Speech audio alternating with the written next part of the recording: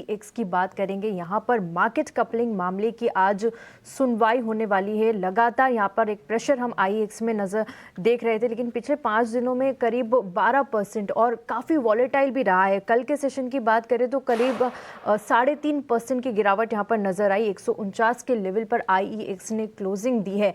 क्या लगता है आपको, जो ये सुनवाई होने वाली है इसके बाद जो भी डिसीजन आता है, IEX को किस तरह से वॉच कर रहे हैं? क्या इन लेवल्स पर किसी को खरीदारी की राय सुझाएंगे आप? अभी अगर मैं आईएएस के चार्ट सेटअप की बात करूं तो एक ब्रेकडाउन के बाद स्टॉक ने एक अच्छा खासा बेस बनाया था। स्टॉक एक डाउन ट्रेंड से एक साइडवेज ट्रेंड में गया था। एक अच्छा खासा कंसोलिडेशन देखने को मिला था और रिसेंटली चार्ट में हमें स्टॉक में एक ब्रेकआउट भी देखने को मिला है। ब्रेकआउट के बाद फॉलोअप सेशन में बाइंग भी देखने को मिली।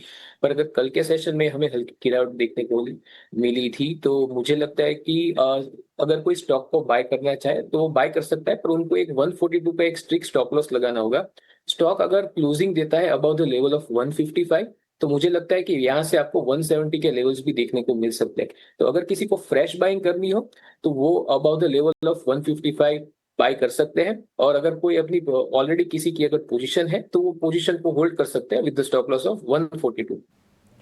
ठीक है, 142 के एसएल के साथ आप पोजीशन यहाँ पर होल्ड कर सकते हैं और अगर फ्रेश बाइंग भी करना है तो आप इन लेवल्स पर खरीद के चल सकते हैं। आगे अच्छे लेवल्स आपको आते हुए यहाँ पर दिख सकेंगे। आगे बढ़ते हैं। एलेकॉन इंजीनियरिंग ने अपने तीसरी तिमाही के नतीजे कल बाजार बंद होने के बाद जारी किए।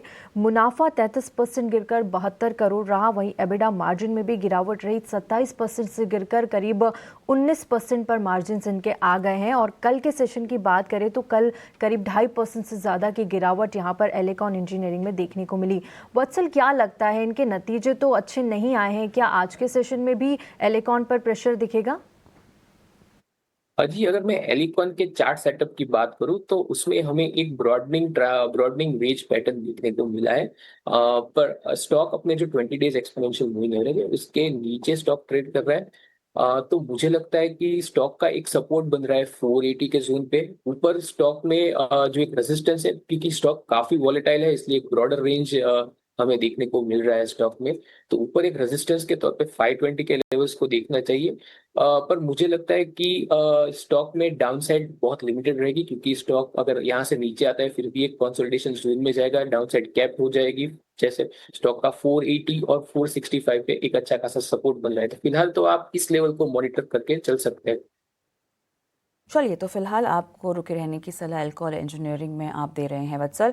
वत्सल, अगला स्टॉक है एस्ट्रा माइक्रो और यहाँ पर एयरक्राफ्ट प्लेटफॉर्म के इंटीग्रेशन को लेकर जो है इन्हें ऑर्डर भी मिला है और जो जेवी है उसको एयरफोर्स से लगभग 275 करोड़ का ऑर्डर जो है वो मिला है। स्टॉक ने बीते सेशन यहाँ पे लगभग 2.25% का अप ट्रेंड भी दिखाया है।